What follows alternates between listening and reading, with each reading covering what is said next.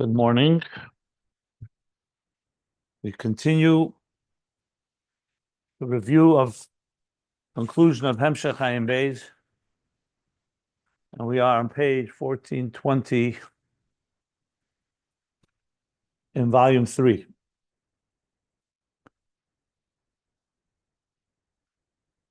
What are we learning? We're learning about the levels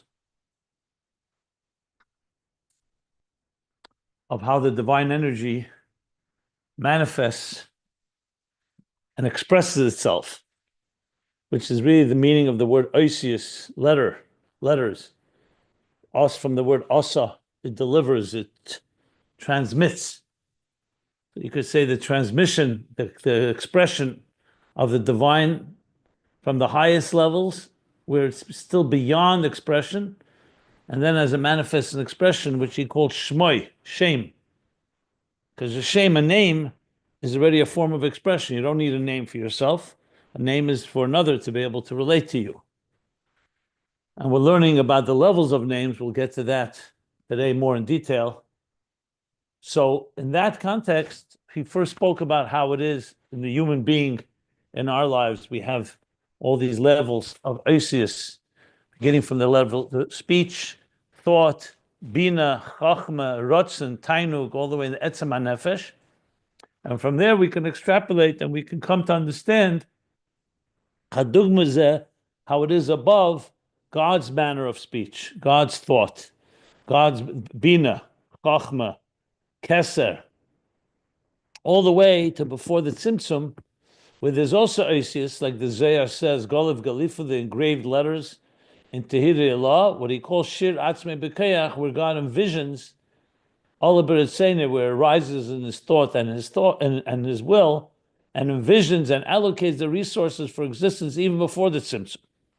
And then he said, if you break it down further, there's a level even higher than that, Koydem Alos HaRatzon, before it arises in his will. So to explain that, he brought from the Torah from the Alter Rebbe, the beer of in the Baimer Vanayna Sati, in the Hesafis of Torah. He brought it back to Ak. That Ak has two levels, Adam Kadman. So we're talking now after the Tzimtzum, but from that we'll learn how it is before the Tzimtzum. Like we've been saying, we look at a lower level, and that teaches us about a higher level.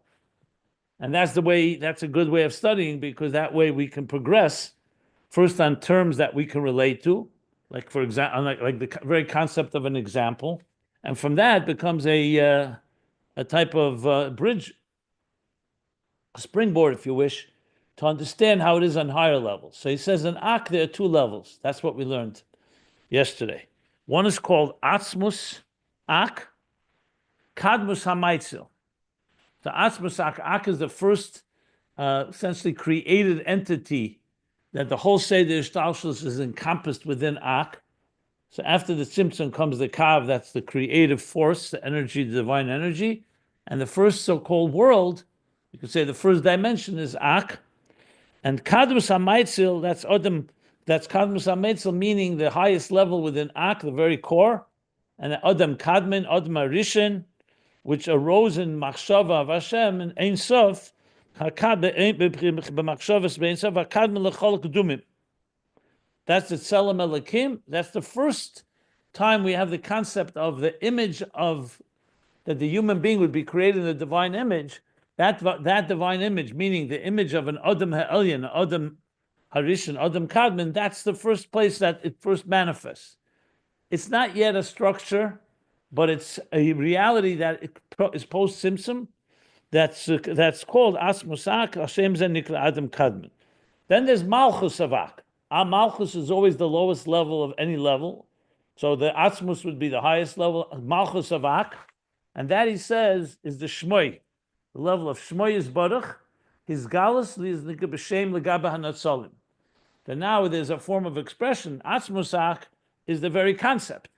But it's so-called expression and revelation, the Gaban Netzolim, that you can call him Chochem v'Chazdin. You can start defining this Adam Kadmon as wise, as kind, the Chochmi Yediyah, in a way that we can relate to. That's called, he says, Malchus of Ak. And like he explained, that's when you're starting to manifest the actual attributes. That the reason that we have chachma in a form of dias atzmei. Why does God need to have the aspect of intelligence, even of self-awareness and so on? Because that allows us, there should be a chakim that can come in Atzilus. So we are drawing from the fact that that Elakus itself is poshet, is seamless and shapeless, but he has the power to manifest in different attributes. And the purpose of that is that we should have those handles, those parameters that we can relate to, because existence is structured. So that gives us that bridge to connect to the divine. Okay, and then the Torah continues, and in general he said the Shmoi, from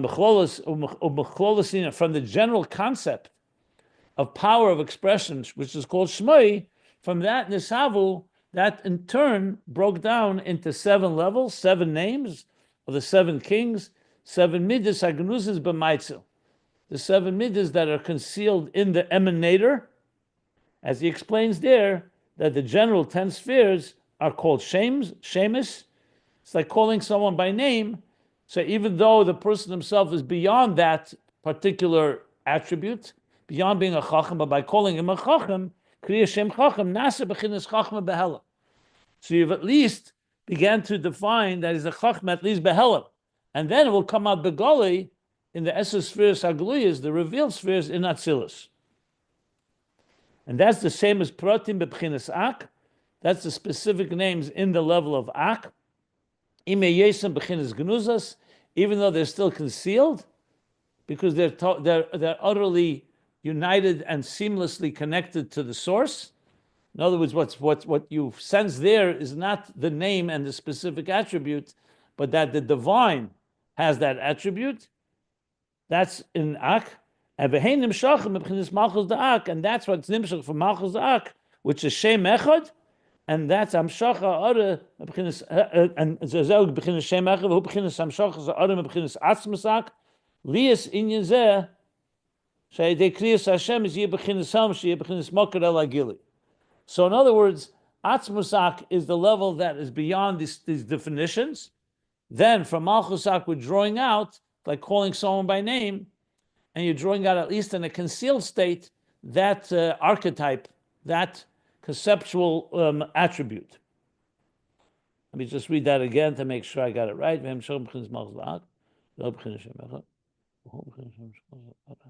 Okay, yeah. So it's taking order from Atzmasak, this Indian Zeh.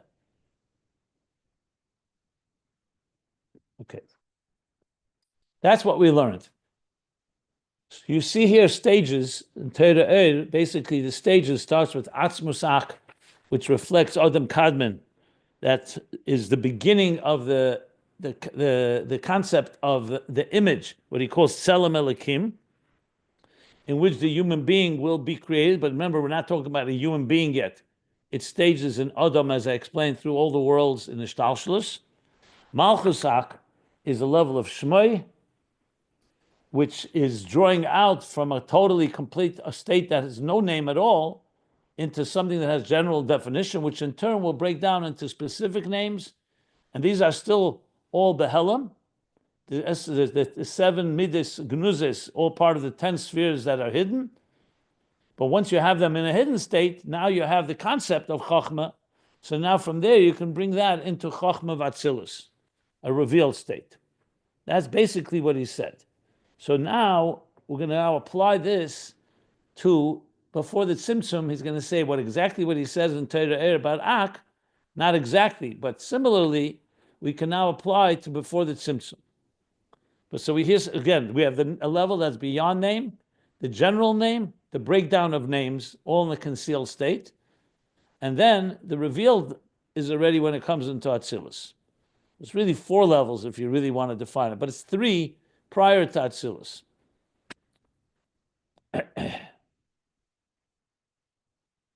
What's not clear to me is the Zayin Midas, are they part of Malchus? I have to look inside that Torah.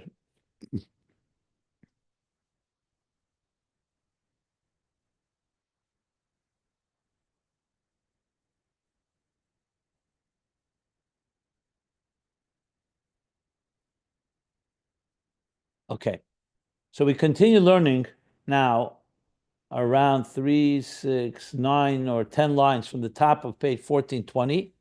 Pages can be found at ayinbeis.com. The line begins, Milkad al Agilui. So he says now, Kumoy Kain Yuvon, based on this Torah about Ak, the levels within Ak, Kumoy Kain, similarly we could understand the Ein Sof Shalifnei Tzimtzum, which of course is prior to Ak and prior to the Ka, before the Tzimtzum. Then Ein Sof Shalifnei Tzimtzum, we also can apply the same concept, at least theoretically, the same idea levels before the Tzimtzum. Remember, before the Tzimtzum, we've spoken about 2 levels so far. Alos HaRatzon and Kedem Alos HaRatzon.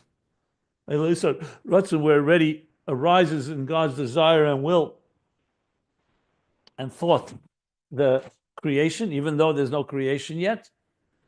And then there's that which precedes that. So he's now going to apply what we just learned. So he says, same thing with Lifnei Tzimtzum. Similar.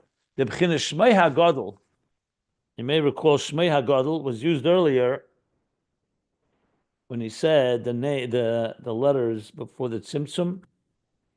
Shemo HaGadol, he called it Shemo. That in the Eirei Sof Shenichel B'atzmus Eber Lifnei Tzimtzum. So the Shemo HaGadol, the great name, Ub'chinas Shem Echad Levad. When you say his great name, you're not talking about several names. You're not talking about 7 names. You're talking about one name. Shem Echad Levad. V'hainu, there's a Lamaila Dayan Gam in the Sinas Mokum Li is B'chinas Madregas Pratis. So clearly that's a level that's higher, even from giving room, even for the potential of specific levels. It's all unified as one God, one name. If you remember, Hashem Echad or Shemo Echad. So we're not even breaking even God's attributes into names, which already implies different levels. So here it's all Shemo HaGadol. It is expression, because it's just Shem. So it is a transmission.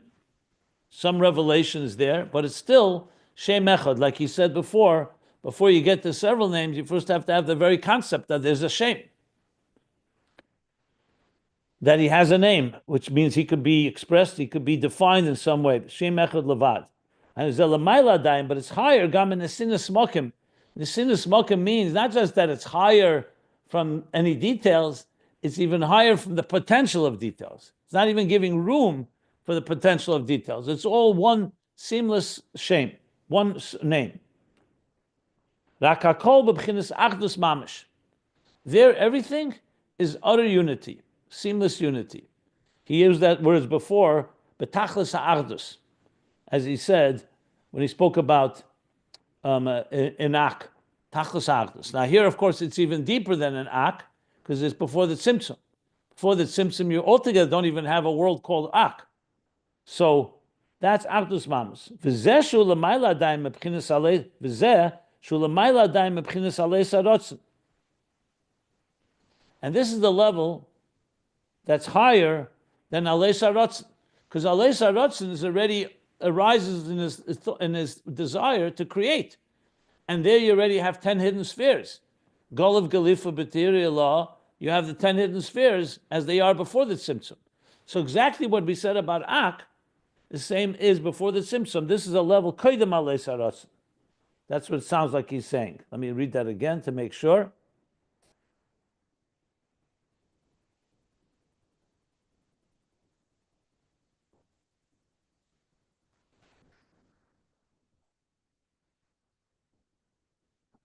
Actually, I skipped a line. Nobody noticed. I mistakenly skipped a line, so I've got to go back. I apologize. What we said was correct, but I skipped an important line. So let's go back to Kumoy Kain. I'm going to start again. Then we'll go back to what we are up to now. Kumoy Kain Yuvan be'erein sof shalifnei tzimtzum. The b'chinas Shemo HaGadol, who b'chinas Shemo HaGadol, who b'chinas gili min ha'atzmus. The level of Shemo HaGadol is the gili min ha'atzmus. It's a revelation from Atzmus. Lias yochel lias b'chinas eirish yesheir shemokel l'sfiris b'chinas kriyas shemus. That's what he said. That first starts the level of, that's what I was confused. Shemo HaGadol So Shemo HaGadol is already a gilim in atzmos. That's why it's called Shemo. So you have some form of expression, the very concept of expression, as we learned earlier. Lias, Yochel Lias. So atzmos alone, without Shemo, there's no room for anything altogether. There's no expression. This Shemo is called Shemo HaGadol, like we learned, that now it's capable. Yochel Lias b'chinas eir, that allows that there'll be an eir that will become a sheresh hamakar, a root and a source, l'sfiris b'chinas kriya shemus, to the Sefiros in the level of kriya shemus, like we said before, calling by name. It's not yet a defined entity, but calling the name is already giving it some type of definition. The Hainu Kishi Yikru say. So the Rebbe Rashab explains there's no names yet. When they will call him, there will be a name to call upon. So in other words, when you talk about higher than Shemo HaGadol, there you don't even have a name, so there's no room for expression altogether. The fact that there's a Shemo HaGadol in the air before the Tzimtzum tells you that now there's a form of expression, that now we have, let's say, a platform, if you wish, or you could say a field of energy, that now when we will call him by name, we'll have something to call upon, because the Shemo HaGadol is there. That's what he's saying, the Hainu Kishi Yikru, I say, because he hasn't been called yet. But God has allowed himself to manifest in level that where there's a potential to be able to call him by name. That's what he says, so it's like two stages. First is the very concept of expression. Within that world of expression, now we have a place where you can start, that Shemo HaGadol will break down to names that he can be called upon when the time will come, meaning when existence comes into play. Because at this point, God does not need a name. He doesn't need to be called Chacham or Chesed. But he's allowed himself. That's what we say, that he has a name. Remember, the big question is, what does it mean that Hoyer Shmei Bilvad? Why does God need a Shmei, a name? Or Hoyer Hashem Echad or Shmei Echad? And the different expressions of a name. A name is needed when you have someone else, but there is no one else before the creation of the world. So what does it mean? Actualize Nivra Elam Hoyer Hu Shmei Bilvad. It was him and his name alone. Why does he need a name? The answer is because even before creation, he wants to have in the Eir Ein Sof, before the Tzimtzum, room for a name that later we'll be able to relate to. Without that, if there was no Shmei Bilvad before the Tzimtzum, we would never relate to the Eir before the Tzimtzum. There's nothing to relate to. Because there the divine is complete Ein Sof, that's beyond everything, and that's that. But since God chose to say, I'm going to arise in my desire that I want to envision existence, and with that goal of Galifa B'tirei Allah, that created letters, not actual letters, conceptual ones, or conceptual concept of a concept of expression. So now we have something to hold on to. But on the other hand, it's not yet an actual identifiable, it's not an actual sphere yet. That's why it's called hidden, because it's hidden because there's no identity yet. But there's the room for it, because God has said, I want to express myself. So even though, again, God does not need this, but that gives us a platform, an interface, because God's expression will ultimately allow room for the specific names. So Shemo HaGadol is the general concept, b'chinas gilim and atzmus liyas yochel, to allow the possibility for there come a eir, which will be the root and source for the Sefiros, b'chinas kriya shemus, which is still a level of calling names, because we don't yet have actual spheres, when he will be called. Ub'chinas Shemo HaGadol, and here's where this is the line I skip. Now we go back to what we learned. And this Shemo HaGadol, hu b'chinas Shem Echad Levad. This first level of Shem, before it becomes specific names, is a one name, Tachlis Achdus. I know Dezel Mayla Dain Gam in the Sinas Mokim. So Yochelias is already in the Sinas Mokim. So there's a level where the Shmoi becomes and will ultimately allow for a level to become that will give room for other names. Here in Shemo HaGadol, you don't have any room. Even it's not even a Nesinas Mokim. There's Bechinas Madregas Pratis. Now we understand why the Nesinas Mokim is so important here. So there's a state that is Atzmos, that's B'klal altogether beyond everything. Be built to Mitzias Nimtza, however we define that. Shmoi is already expression, some Mitzias Nimtza, but it doesn't even have room yet for the possibility of any specifics. It's complete Achdus. But But now that you have already expression, then you'll be able to have room for the next level. The next level will leave room. Will yochel there should be an that will become the root and source. Remember earlier he spoke about you can't even call it a mocker. Shemo HaGadol you can't even call a source. You can call it from the divine. You can call it, it's a level of divine expression, but you don't call it yet a source of existence. Once you have divine expression, so you have essentially the first level is divine expression, that just reflects the divine. The second is in that area of expression, then can come the next level that will allow room for the possibility of something that will be the root and source of existence.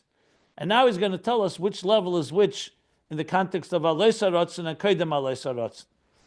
But let me stop before I continue if everybody understood what he's saying here, because this is a little dense, but hopefully I did explain it enough to be able to make sense. But again, I'll stop if anybody wants to ask anything.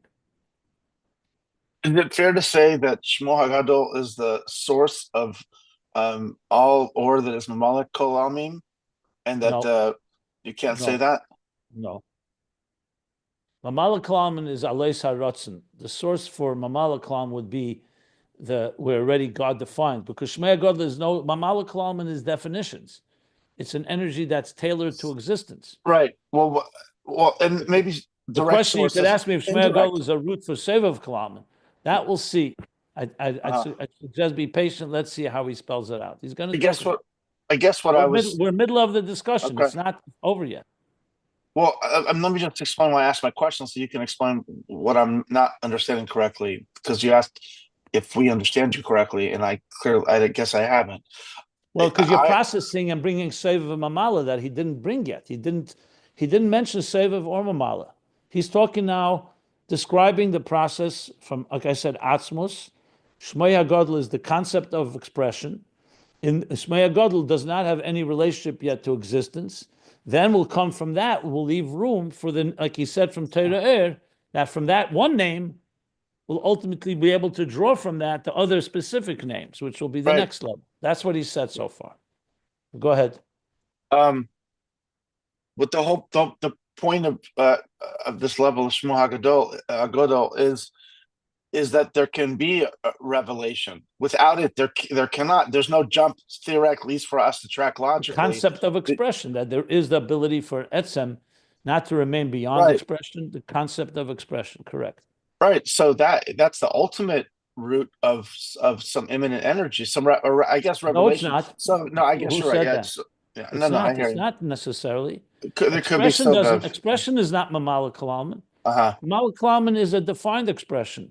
Expression is the very concept that it's not an etzem, that you already have something that is able to express itself. Yeah. Okay. Thank you. Yeah, I guess that does beg the next question, whether it's the source of Sovev, but we're not there yet. We'll see. Let's read. He's going to describe the levels, and whatever remains unclear, we'll obviously address. Okay, so this is a Shem Echad Bilvad, like he said earlier. Let's see here.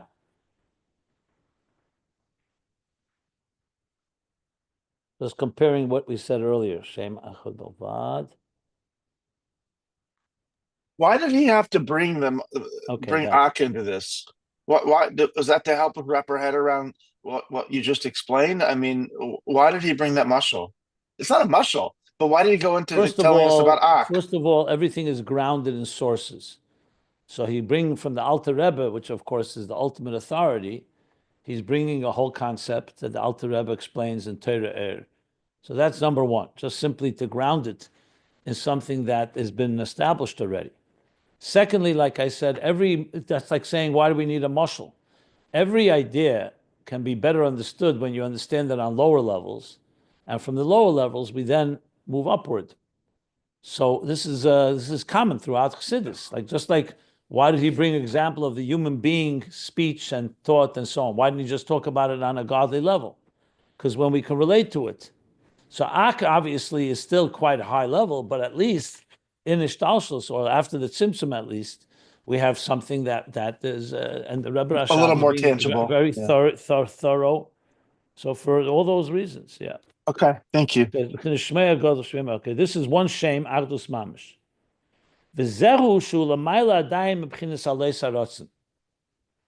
And this, when it's still Shemo HaGadol, and it's not yet, like he says, it doesn't even have room for specific levels, this is Lamayla B'chinas Alois HaRatzon. This is higher now, because Alois HaRatzon is, remember, the language in the Zohar is Bereish from Anissa de Malka, the beginning of when God's, the will of the king, or the Rishus of the king, Goliv Galifa B'tirei Elah. He engraved within Tehirei Elah, essentially envisioning existence. That's already details. It's not actual details, but he's envisioning them. Koydem Alois HaRatzon, that hasn't yet even emerged, but we do have a level of divine expression. There is a Ratzon. It's just, I'm sorry, there is Koydem Alois HaRatzon. It's not a Ratzon for creation, but there's the idea that God is manifest in a form of expression, like he said, Shemoi. So you have something to begin with. But it's still called Koydem Alois HaRatzon, like he said. L'mayla adayim b'chinas Alois HaRatzon, u'mebchinas Shemo HaGadol. And from that level of the great name, like he said earlier, the previous page, he spoke about Shemo HaGadol. Let's see here a second.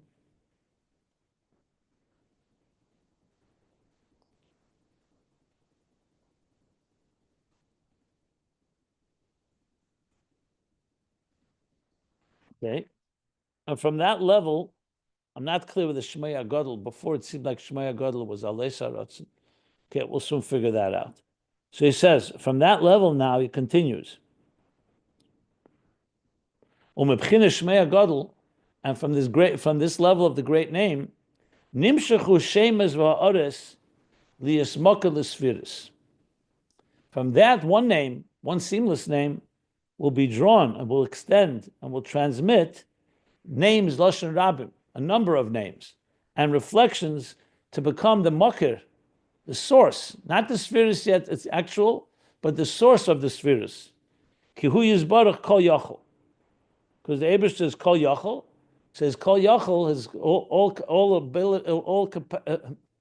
all encompassing capacity and abilities, allows also to manifest in particular attributes, like he said before, chacham chazdan.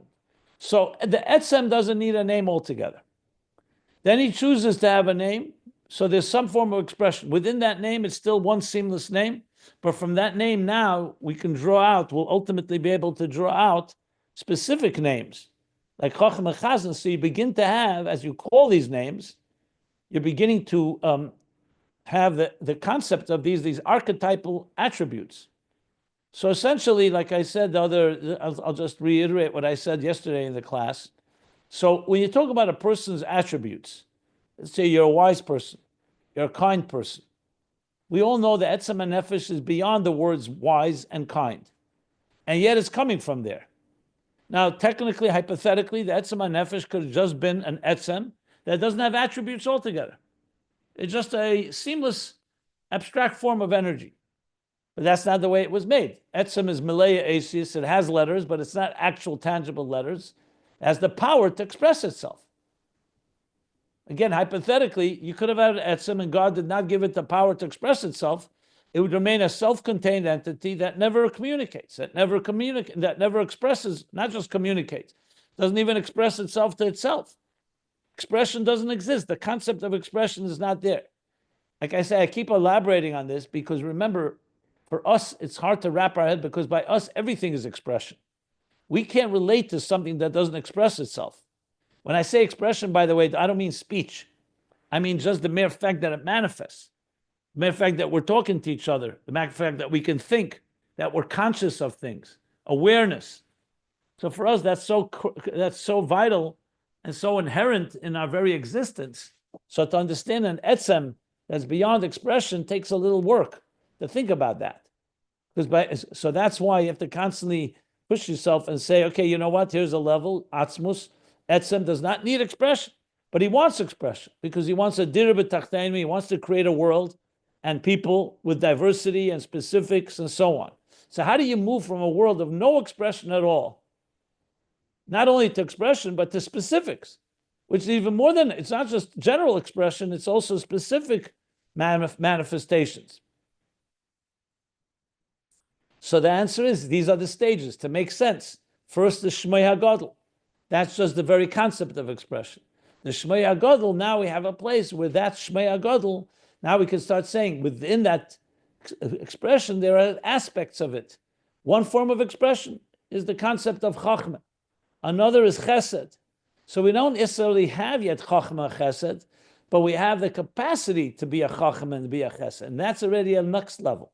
That's what he calls the Shemus HaProtim and the Oris Lias Mokelis Sefiros. Can you take a question? Not in the middle of my sentence, no. Sorry. Let me finish the whole idea. And then we'll stop for questions. So bottom line is, therefore, is that we have here, as I said, several stages, which gives us the ability for us to make sense of it. Again, Atzmus could have just jumped from Atzmus and created a world like ours, and without all these stepping stones, and we'd be busy, we wouldn't be able to necessarily figure it out. We'll just say God can do anything he wants. But he's giving us the ability to retrace the steps, as I often point out, both to understand the process of step-by-step communication. Now, as I said as well, the truth is, if you think of any child growing, maturing from its earliest infancy, you could even say from the moment of conception to becoming a full-blown adult with all its knowledge, that's really what's happening. It starts from a point where there was nothing there before conception. The conception of an egg being fertilized by a seed that conceives a new fetus, which is one cell. That one cell will split into 2, 4, 8, 16, and so on. It will develop organs and limbs and intelligence and emotions and everything. By 9 months, you have a full-blown child. It's still a baby. The baby, just a newborn infant, comes out, is not yet been educated, is just beginning to grow, then goes a whole process. Years and years of the child maturing from infant to toddler to adolescence to teenage to adult life, and the journey continues in the expansion of the child's faculties or the adult faculties at this point. If you think about it, it's exactly what's happening. It went from ayin, from a state that was complete no expression, to the beginning of creation of something, and that creation further developed until we have the whole complexity and the myriad and the multitudes of 35 to 75 trillion cells in one person. And then if you think about 8 billion people on this earth, you think to yourself, all that came from a beginning somewhere. So the more we understand that process, Ak helps us understand that. We can now draw it back all the way before the Tzimtzum. If you go, you could see it in I can't even call it subtle, but in the God's consciousness, how God chose to create. He did it in stages for allow us to understand how from Etzem went to Shmoi, expression, from expression went to specific attributes, specific, I would say, archetypal, conceptual attributes, which in turn will become the source for that's Esses Sefiros HaGnuzos, or the Sheva Sefiros HaGnuzos that are the Sheva names. They're still like names, you're just calling them by name. There's no entity yet, and that will ultimately be the source for actual attributes, which is Chachma, Bina, Das, and Chesed, Gvur, Tveres, and all the Sefiros of Atzilus, which we call the 10 revealed spheres. All this is still the process of the hidden spheres, which is Alos HaRatzon. Higher than that is the level Kaidem Alos HaRatzon, Shemo HaGadol, what he calls Shem Echad. That Shem Echad is higher than even any details. And from there, Shemo HaGadol, Nimshach Shemus HaOris, in order to that come down into these specific names that ultimately will evolve into specific spheres, attributes, which is of course Atzilus, and that the process doesn't end there. It continues Bria, Yitzira, Asiya, all the way into the faculties of the Nefesh. And we too, in our being, has the same idea. Etzem HaNefesh, Imalaya Asius. It has letters, but not actual letters like we learned. It's only the potential, the ability to express itself, the power to express, the power to transmit, the power to flow, to manifest. All these words are fair translations. And then come the levels like we learned. We love Tainug and Ratzon, and then Chochma, Bina, Machshava, Dibur, and then Mais. So that's essentially what he said right here. Now, as far as more details, there's plenty more to come. So it's not finished at all. It's just the beginning of this little section here. The next page is dedicated to really identifying more of these levels and explaining it a bit more. But it's very dense because the Rebbe Rashab did speak about this earlier in Ayin Beis, probably before many of you participated or joined, back in volume 1 and then in volume 2, especially in the beginning of volume 1.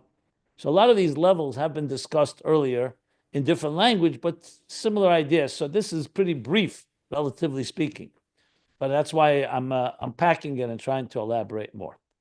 I'm ready to stop for any questions. So, first of all, I apologize for interrupting you before. I didn't realize you weren't finished. You weren't even nearly finished. So sorry about that. My question is on this last sentence. The notion that from Shem HaGadol is drawn out multiple names and reflections of godliness, that they could become a source for the Sefiros. Then it says, because Kihu Yisbarach Kol Yachol, because God should be blessed, he can do whatever he wants.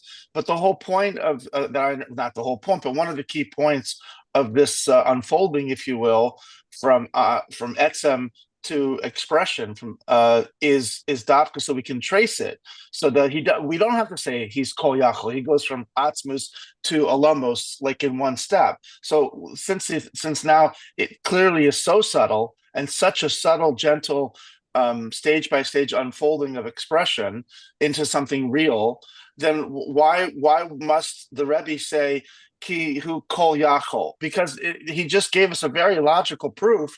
Okay, he picked certain names and certain reflections, but that's in the eyes of the creator. That's the artist who wants to paint a certain picture. Because as much as we explain it with the levels, it's always going to come down to, you're going to always need to explain how did this very power of expression come from? So kol yachol, you try to minimize it by explaining as many levels as we can. This is a common concept. We explain as much as we can, and then there's always that last step that you need, that the very fact that he can express himself. Like why dafka these things? The fact that a seamless unity can break into details still begs the question, it's unity. How does that come into details? So you always need, at the beginning of it, you always end up with a kol yachol, saying a kol yachol, that he can be defined in details. And then indeed he did employ that power. Now, real complete kol yachol would have been, meaning without that, then he just would have created existence, and that's it. We have no way to trace it altogether. There's no spheres, there's no names, there's no one name. Atzmus created a world, and we remain forever detached from understanding any way of relating to it. We have no interface. So at the end of the day, even with the interfaces, you still come back to the fact that the kol yachol itself chose to manifest in a way that we can understand it as much as possible. But there's always going to be aspects, like I said yesterday with dibur and machshava. We have all these examples of our speech helps us understand God's speech. Our thought helps us understand God's thought. But then we say, Loi machshavesechem. So why are we using our thought to explain when his thought is not like our thought? The answer is, he created in a way that we have a certain amount that we could understand, and then there's always going to be something that remains elusive, or you can say remains, that it's ultimately we are not God. So the kol yachol is here to be explained. How is it possible that he can actually create diversity when all he is unity? It's a very big question in general, yes, in Kabbalah and in many Sfarim. How does unity create diversity? There, you have to say it originates from kol yachol, and once he employs that power to create diversity, just like he has keiche, Avedis HaKedesh puts it this way, Kishem, Ein Sof, just as he has the power to create bli gvul, he has the power to create gvul. Because if you don't say that, you're limiting his power. So once we know that, then begins the process of the stepping stones that we could relate to. I see. Beautiful. Thank you. That was very helpful. Thank you very much. Sure. You'll see this common. There was someone once asked the Rebbe, why can't we just invoke the concept of mokem ha'oren ein min amida? Whenever there's a contradiction, how could a good God create evil? How can there be how can the finite come from the infinite, etc.? Why don't we just say, look at the Beis Hamikdash. The space of the Aron did not occupy space, which of course was a tremendous miracle. And the Rebbe's answer is, we don't just use Kol Yochel wherever we want. Wherever we can, we try to explain it. And once we explain it, for another example, with the very connection of Neshama and the Beguf. Questions asked, I think we learned it even in Magbi L'Shevis. How does a soul, which is completely non-corporeal, complete energy, spirit, how does it fit into a body that they join together and they don't destroy each other? How is it possible? So the end of the answer is koyach hamafle lasis, because the Eibishter is koyach, like kol yochel, koyach has power to do whatever he wants to do. He can bring together two opposites, and yet, we see it doesn't happen just by miracle. Like I said, there's conception. The neshama enters one cell. The cell splits into two, into four, into eight. So as much as possible, you see there is a logical process of a neshama engaging with the body. There's etzem nefesh, there's the koiches are klulim benefesh, then the koiches travel, so to speak. There's a whole process of how the soul energizes the body. Through the brain, there's the central nervous system. So you say, why do we need all that? If God made the miracle, that's it. Because wherever possible, we try to explain, because that helps us really connect to the divine unity. Then you say, ultimately, you have to say there's something about it that is still beyond us, which is also part of the logic. There is a divine element. It's fine. Like I spoke many times about relationships. You can understand your spouse very well in many levels. You're compatible, but there's always a part that remains a mystique, and that's perfectly fine. That's part of the relationship, is knowing that you are not the same, literally. And there is, as much as you're connected, there's always something that says, and God, ultimately, it's Yesh Ma'ayin. But even Yesh Ma'ayin, He created through Atzilus, and Bri, Yitzira, and Asiyah, and the Koyach HaPoel B'Nifel. What did He need Mamala Kolalman for altogether? God has the power to create, He creates. No, He take energy and invested it, Yehi Oir, Yehi Rakia, like we're learning here, Oisius Hadibur, Aleph, Beis, every Oir is not Rakia. Well, what do we need? Because as much as possible, we want to have that relationship. So at the end of the day, yes, when we finish the conversation, we're going to talk about Yichud Tata is the divine that manifests within existence. Yichud Ilah is the divine beyond existence. And then we're going to learn about that it's both one. That the divine completely beyond becomes one with the divine within, and all one. Why don't we just begin with that? Because that's the process. So the very much that we do understand is not just saying, okay, we'll placate people and give you a little to understand. That's also part of it. So the unity, even with the levels of the divine that are kol yachol, become internalized, because we went through all the levels that we could relate to. And all of it comes together in one ultimate seamless unity. But we have to go through the stages because we're not God. So we can't begin right away, jump to Atzmos. We first have to understand the divine that relates to us. Then we understand the divine a little beyond us. And then a little more, and a little more. And then we realize, 1 second, it's all one. But that, you can't begin by saying it's all one, because we don't relate to things that way. That's all part of this whole journey. I hope that helped even more. Very beautiful. Very beautiful.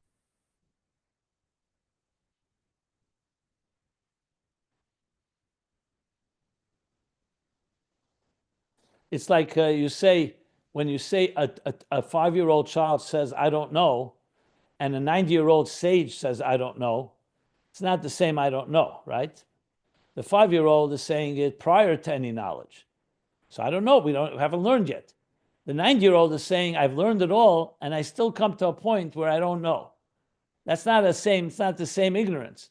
It's coming from knowledge. Tachlis hayediyah shalei neda. It's like someone who climbed to the top of the mountain, and there's someone on the bottom of the mountain, and he comes to the top and he says, oh, wow, I'm completely mystified. The person at the bottom of the mountain says he's mystified, but it's not the same mystified and awe, because one is coming that has been completely integrated, and you've now come to levels that are beyond you. The other is just beginning the journey. So the same, just another example of applying this. Yeah. Well, it's beautiful because, first of all, you help these explanations help one understand how to learn Chassidus. So there's a number of macroscopic principles going on here in what you're saying, beyond the content itself, but also in our ability to appreciate the Eibishter and to relate to him is enhanced by, in other words, the pele, the wonder of that step of kol yachol, like two opposites together, like neshama and guf. You appreciate it even more once you dive into those details and you get to the point where it's still, even though you've said a lot how to explain how it happens, there still remains something that you don't know, and that makes the wonder of that even more intensified because you understand just how miraculous it is.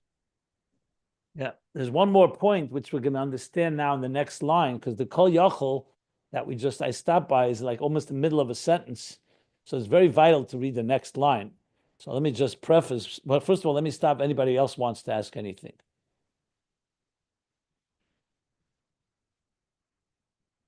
Okay. Another key element here, and I see again, it's very dense. Rebbe Rashab is like, you can see when you read it that it's like, what's the word I want to use? Pregnant with so much more, like almost like a concentrated potency that can explode if you really unpack it. So let me say this. There's another aspect that's critical here. Remember that this all is coming to explain Hamayriach be'echad.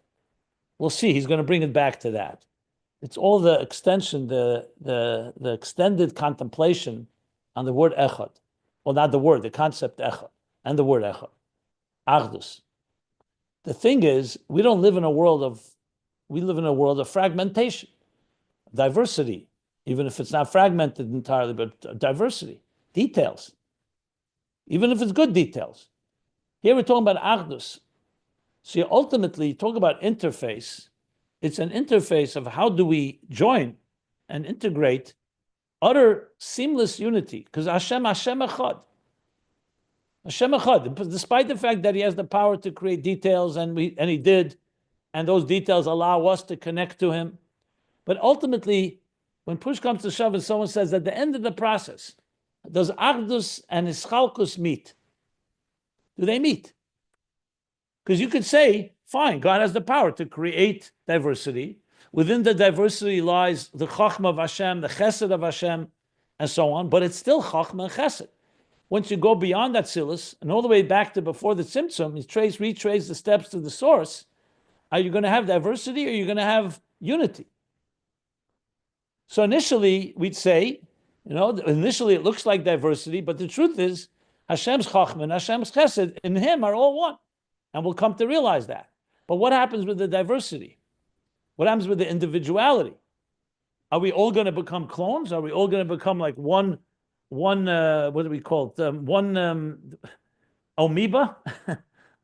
Like one-celled organisms, all connected to Achdus Hashem?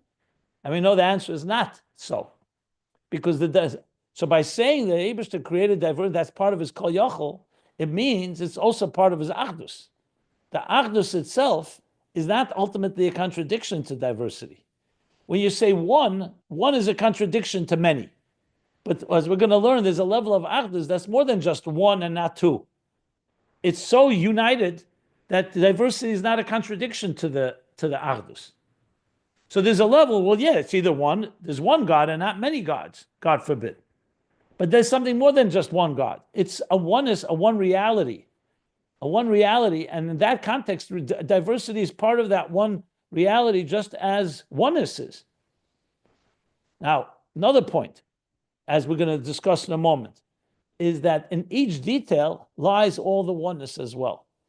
So even though Chacham is not Chesed, and an apple is not a orange, and a mineral, a stone is not a tree, nevertheless, when you get to the root of it, each one has all the others within it.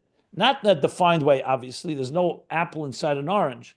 But conceptually, since they all come from a unity, there's a certain element of unity in all of them. And you see that, for example, let's say take a symphony, an orchestra, I should say, playing a symphony. So you see many different musical notes and many different musical instruments, And if you dissect them, they're playing each their role. The violins are not it's not the piano, and the piano is not the harp, and the harp is not the whatever the other instruments. And yet, if you close your eyes and you listen to the music, it's one flowing music. Yes, the music has different parts to it, but the message of the music is one. And it could be so one, as we learned about absorption. Remember, we talked about being so absorbed, you don't even realize there are details. And you could ask yourself, are the details more important? Or is that one music or that one sentiment or feeling that I'm getting being uplifted or transported to another time and place through that music? What is the real experience? The answer is it's both, obviously. Because without the details, without the whole orchestra, you wouldn't have that music. But on the other hand, the goal of the parts is to lead to a place that's more than the sum of the parts. Just like when we say life, is life just a composite of 248 limbs and organs and 75 or whatever amount trillion cells? No, life is, you're an individual, one healthy individual that's made up of parts. And the oneness is really what dominates. And yet it's still made up of parts. So in a way, that's a perfect example how oneness and parts can all be one seamless unity. Now, obviously, in the process of getting there, we need to go step by step. We can't come there. Just like you can't teach a student, a child who doesn't know Aleph Beis yet, you're not going to teach them Ayin Beis. So you first start Aleph and Beis and Gimel, and when you combine the letters a certain way, you have a word, and words turn into sentences, and sentences into paragraphs, and paragraphs into chapters. And then finally, you come to a point you can start learning Ayin Beis, or for that matter, any text. So what you see here is how details lead to the ultimate unity of them all coming together to the point where it all blends in. So he's going to add now the next line. I want to read the next line before we stop here. He says, after Kol Yachol, he says like this, Kosav b'Medrash Rabbah. It's a fascinating Medrash Rabbah where it talks about, we say, the Pasuk says, Es hashamayim v'sa'aretz ani mole. God says, I fill heaven and earth. And then we find distinctions. Malay kol aretz kvedei. You only say eretz, you don't say shemayim v'aretz. There are a distinction between heaven and earth. So the question that's asked, I have to go look in the Medrash again. So which one is it? Where do you find God? In all of it? Or in one specific? Or like another way of putting it, where do you find the reflection of the sun more? In the Pacific Ocean or in one drop of water? And what's the answer? In both. Because the sun is not, the entire sun reflects in one drop of water just as it reflects in the entire ocean. Obviously, the entire ocean is a lot larger, but the sun is larger than both of them. So he says now that the Medrash gives an example of mirrors. Hamoshel de mares hagdelis or mares haktanes shenizbar li'il. Earlier on page 1213, he brought this in the volume 3, right at the beginning, of big mirrors and small mirrors. So here you are, you're standing in front of a mirror, you look at the mirror, and if it's a small mirror, it'll be a small reflection of you. If it's a large mirror, it's a large reflection of you. But which one reflects you more? The answer is they're both you. It's just a question of what the reflector is doing. Like I said, the example with a drop of water. I want to look up the Medrash to make sure, because it may be that I'm missing something, but I just want to just point that out. So what do you see from that? That God's Kol Yachol is such that he can reflect his Achdus in a detail just as he can reflect his Achdus in no details at all. And that's what he's bringing here, Shenizbar Li'il. V'hainu, shu mara u'megala satzmei k'mo shehu ritzeni yizbarach. The God reveals and Mara shows or present. Mara would be he displays and reveals himself the way he wants to reveal himself. If he wants to reveal himself in a detail, it's through a detail, a small mirror, or he reveals him in a large mirror. So that he's going to explain after this. I'll wait till the next class. He's going to explain the same thing with the Sefiros. That even though Hashem is beyond Achdus and Shmoi Echad, that's beyond the details, but once he chooses the details reflect him as well. You know what, let me read it quickly. the next few lines. So since it flows from here. Al derech ze yuvan gam kan. Now derech ze you can apply also here before the tzimtzum. She'ima yesha er v'aziv hu poshet betachlis apshitis. Even though the er and ziv, the Shemo HaGadol, the light and the reflection, is poshet betachlis apshitis, not just seamless with utter seamlessness. L'mayla mayla m'sherish b'chinas ha-sfiris, far higher than even being a root of Sefiros, because Sefiros is already detail.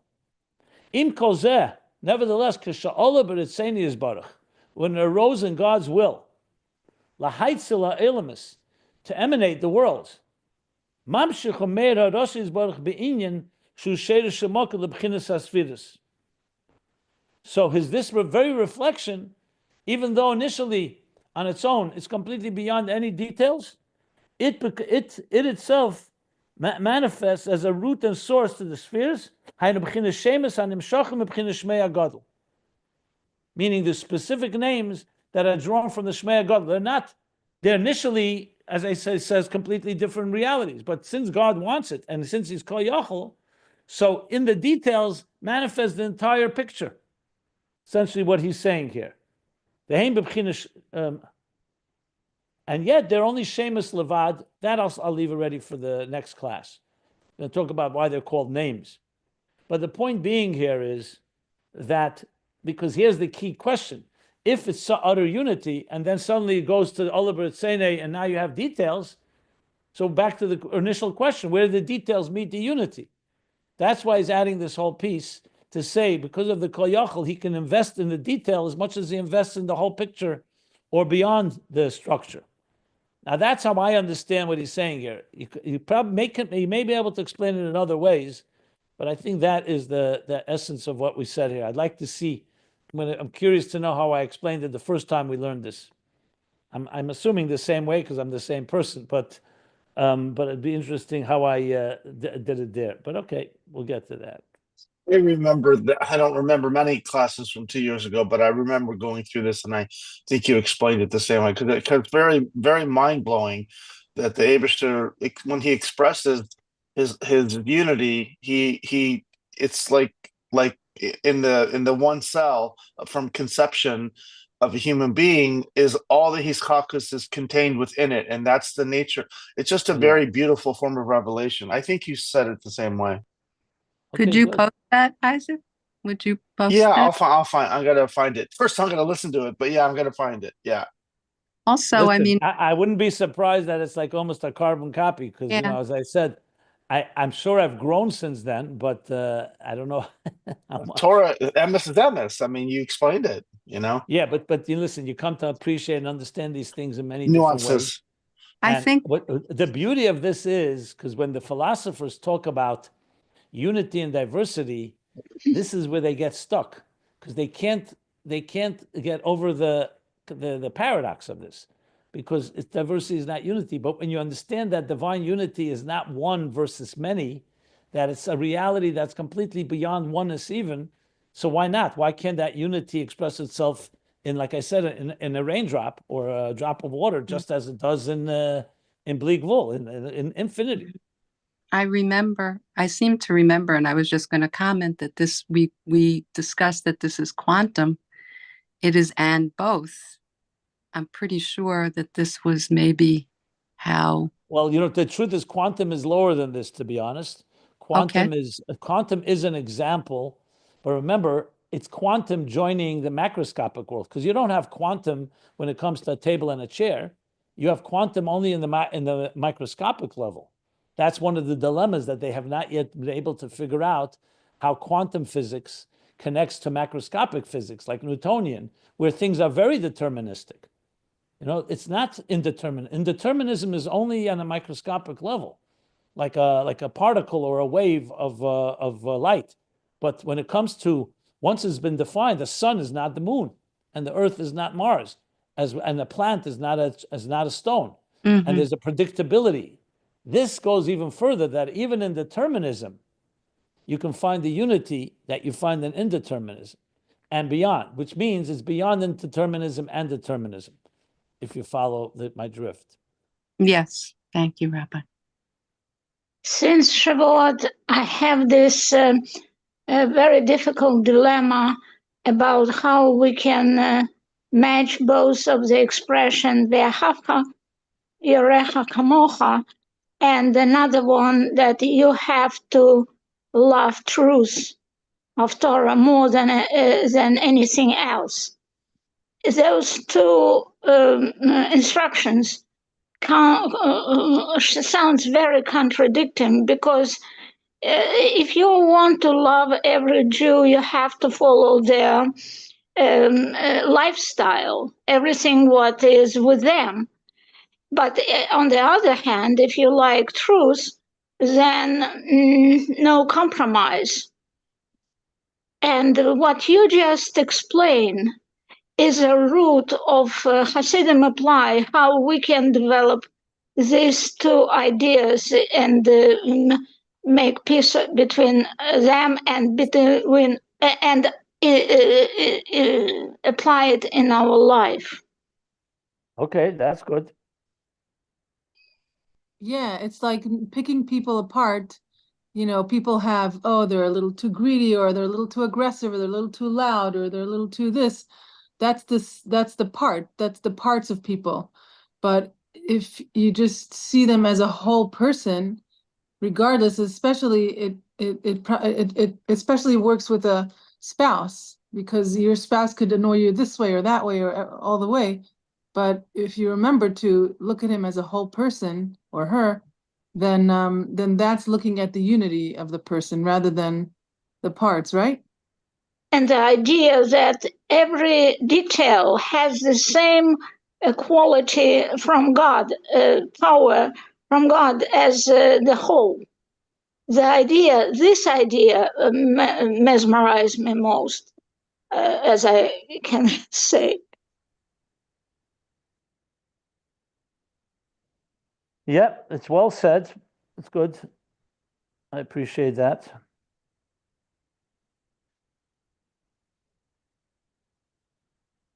Yeah.